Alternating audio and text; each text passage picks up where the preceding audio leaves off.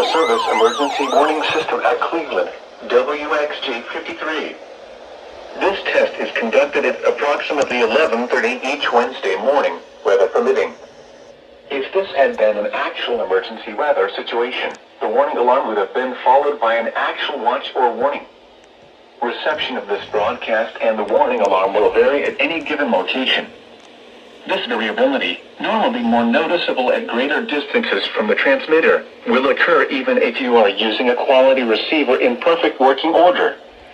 To provide the most consistent warning service possible, the warning alarm will normally be activated for warnings in selected watches within a 40-mile radius of your transmitter. This area includes the following counties in the Cleveland listening area: Banks, Darrell, Cherokee, Clark, Dawson, Forsyth, Franklin, Gwinnett, Habersham, Hall, Hart, Jackson, Lumpkin, Madison, Oconee, Pickens, Stevens, Walton, and White. This concludes the weekly test of the warning alarm system. We now return to our normal weather broadcasting.